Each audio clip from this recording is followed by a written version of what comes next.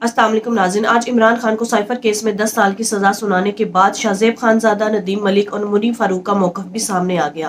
हालांकि ये तीनों एंकर्स इमरान खान के बहुत बड़े नाकिद रहे हैं और इनके इमरान खान के साथ इख्तलाफात भी रहे हैं, लेकिन इमरान खान के खिलाफ सजा का फैसला आने के बाद इन्होंने भी सजा के फैसले को मुस्तरद कर दिया। आइए पहले उनकी गुफ्तगू सुनते हैं, फिर इस पर बात करते हैं। अरे जो एविडेंस का मामला था इमरान खान साहब के खिलाफ और शाह महमूद कुरैशी साहब के खिलाफ, वो अपनी जगह पर मौजूद थी कि किस तरीके से उन्होंने एक साइफर को, एक डॉक्यूमेंट को साजिश का बयानिया बनाने के लिए और अपने सियासी फायदे के लिए इस्तेमाल किया। मगर एक होता है एविडेंस का मौजूद होना और दूसरा होता है ड्यू प्रोसेस का फॉलो होना। तो ये तो अब नजर आ रहा है कि इलेक्शन से पहले जल्दी जल्दी किसी भी तरीके से सजा सुनाने की कोशिश की गई है और जितनी तरीके से ट्रायल को चलाया गया। दरमियान में जरूर हुआ कि जो वकला सफाई थे इमरान खान साहब के और शाह महमूद कुरैशी साहब के, वो उनकी अदम मौजूदगी थी, वो गैर हाजिर हो रहे थे, जज साहब उस पर नाराज हो रहे थे। मगर उसके बाद सरकारी वकला को वकला सफाई बनाना और फिर इतनी तेजी से ट्रायल चलाना कि कल कोई 14 घंटे की समाअत हुई है, फिर आज सुबह दोबारा समाअत शुरू हुई है और सजा सुनाई गई है। ये तो साफ नजर आ रहा है कि ड्यू प्रोसेस फॉलो नहीं हुआ और जो हायर कोर्ट्स हैं उसमें ये मामला ठहर नहीं पाएगा। यही बात हमने तोशाखाना के मामले में देखी थी। फिर एक दफा में नजर आया कि उस केस में भी ड्यू प्रोसेस नहीं फॉलो किया गया था, जल्दी जल्दी में ट्रायल करके उन्हें सजा सुनाने की कोशिश की गई थी और वो मामला भी इसलिए हाई कोर्ट में नहीं रह पाएगा। ये वाला जो मामला है इसमें भी हमें वाज़ेह तौर पर नजर आ रहा है कि जज साहब को बहुत जल्दी थी सजा सुनाने की। 8 फरवरी को इलेक्शन आ रहे हैं, शायद उससे पहले सजा सुनानी थी, जिसमें जो जल्दी उनकी तरफ से कल भी नजर आई है और आज भी नजर आई है, वो सवाल उठा रही है कि एविडेंस अपनी जगह पर मौजूद हो मगर ड्यू प्रोसेस फॉलो नहीं हुआ। दूसरा तो 2 साल की सजा का तो जो है वो कानूनी माहिरीन जरूर बात कर रहे थे, मगर 10 साल 14 साल या जो बात की जा रही थी उसकी बात नहीं बन रही थी, क्योंकि जो दफात लगाई गई वो दफात कोई 10 या 14 साल की सजा को जस्टिफाई नहीं कर रही थी। अगर जुर्म था कम से कम वो उन दफात पर पूरा नहीं उतरता था। मैं तो इसको बिल्कुल सही नहीं मानता। इस फैसले सियासी बुनियादों पर किया गया एक फैसला है और ये एक डन डील थी कि ये इंतखाबी अमल शुरू होने से पहले इमरान खान को इन्होंने सजा देनी है। साइफर केस में जितने भी नामनासिब रवैया इमरान खान का था, लेकिन उसकी सजा ये बिल्कुल नहीं बनती। अभी भी ये डन डील थी, तय था कि इंतखाबात से पहले 10 साल की, 5 साल की, 12 साल की जो भी सजा ये सुना सकते थे वो सुनानी है, ताकि इंतखाबी अमल से एक तो यकीनी हो जाए कि इमरान खान बाहर रहेगा, 1-2 साल जेल में गुजारेगा, उसके बाद ये सजा कायम नहीं रह सकती। ये ऐसी सियासी बुनियादों पर दी गई सजाओं की कोई हैसियत नहीं होती। नवाज शरीफ के केस में सुप्रीम कोर्ट की सजा सुनाई हुई सजा थी, लाइफ टाइम डिस्क्वालिफिकेशन, वो सुप्रीम कोर्ट ने खुद ही खत्म कर दी। तो ये सजा भी बरकरार नहीं रहेगी। लेकिन अफसोसनाक सूरत ये है कि हमारी अदालती तारीख से ऐसे फैसले सामने नजर आते हैं जिनको बाद में सिर्फ आप लकीर ही पीट सकते हैं, ये नहीं कह सकते कि काश ये ऐसा ना होता, वो हो चुका होता है। भुट्टो का केस का ट्रायल अभी लगा हुआ है 50 साल पुराने मुकदमे का, उसके ऊपर सुन रहे हैं कि जजों ने बैठ के कैसे एक वजीर आजम जो था उसको फांसी पर चढ़ा दिया। अब ये दूसरा मामला सामने आएगा, तो मैं तो इसकी मजम्मत करता हूँ। मुझे ये फैसला बिल्कुल पसंद नहीं है, अफसोसनाक फैसला है। देखिए, बुनियाद इस जगह से पड़ती है कि आपके जो फैसला अदालत ने यानी इस ट्रायल कोर्ट ने दिया है उसमें किन चीजों के ऊपर रिलाई किया गया है।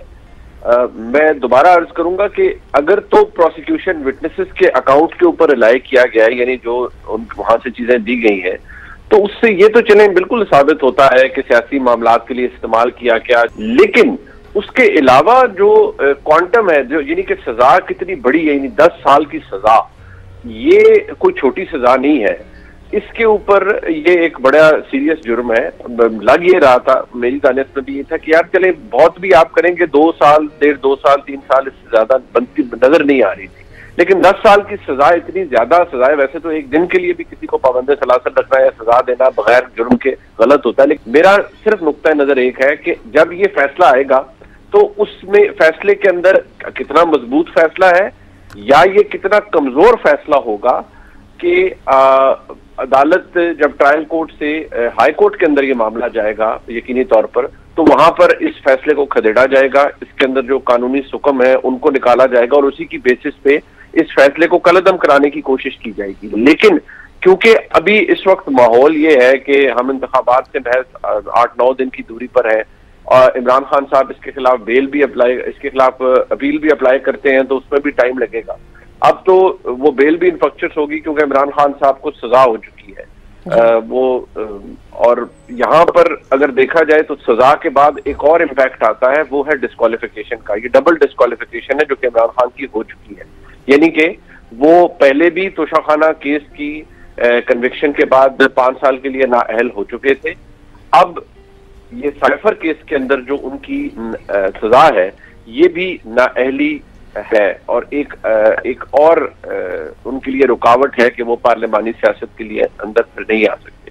میں اس بات سے ایگری کروں گا ابھی جو مرک صاحب نے بھی کہ یہ بہت سی باتیں نظر آ رہا ہوتا ہے کہ ان کو پہیے لگ جاتے ہیں اور بہت تیزی سے وہ آگے بڑھتے ہیں, لیکن میں دوبارہ کہوں گا ہم اس وقت تک اس کے اوپر کوئی حتمی رائے نہیں دے سکتے جب تک ہم اس فیصلے کو تفصیلی طور پر پڑھ نہ لیں. ناظرین, شاہ زیب خانزادہ جو عمران خان کے بہت بڑے ناقد ہیں, انہوں نے بھی یہ کہہ دیا کہ جس طرح سے عدالت کی کارروائی کو چلایا گیا, جس طرح سے عدالت نے کیس میں جلد بازی سے کام لیا, اس سے یہ واضح نظر آ رہا ہے کہ الیکشن سے پہلے یہ فیصلہ آنا ہی تھا, کیونکہ اس فیصلے کے آنے سے پہلے ہی یہ بحث شروع ہو گئی تھی. بڑے بڑے اینکرز کا یہی کہنا تھا کہ الیکشن سے پہلے عمران خان کو سزا سنا دی جائے گی تاکہ اس فیصلے سے مزید انسٹیبلٹی آئے, عوام میں غصے کی لہر دوڑ جائے اور عوام مزید مشتعل ہو جائے تاکہ اس سے الیکشنز کو ملتوی کیا جا سکے, یا پھر عوام اس بات سے کنفیوز ہو جائے کہ عمران خان اب سیاست میں نہیں رہے لہٰذا اب عمران خان کو ووٹ بھی نہیں ڈالا جائے گا. لیکن ناظرین, یہ صرف عوام کو بے وقوف بنانے کی ایک کوشش تھی. ناظرین, ندیم ملک اور منیر فاروق نے بھی عمران خان کو سزا دینے والے فیصلے کو مسترد کر دیا.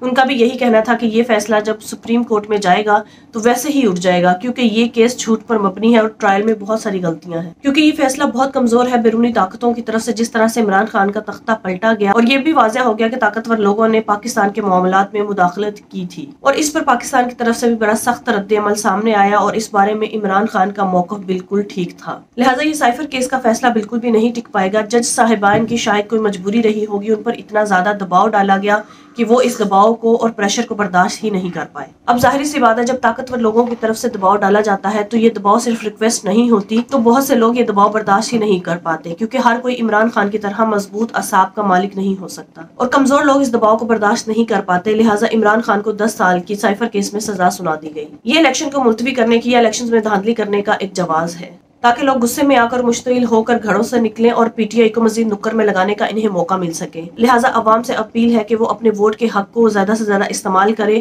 اور پی ٹی آئی کو ووٹ ڈالے تاکہ اس فیصلے کا ازالہ ہو سکے, اور عدلیہ سے بھی گزارش ہے کہ وہ قانون و آئین کے مطابق فیصلہ کرتے ہوئے عمران خان کو باعزت بری کریں.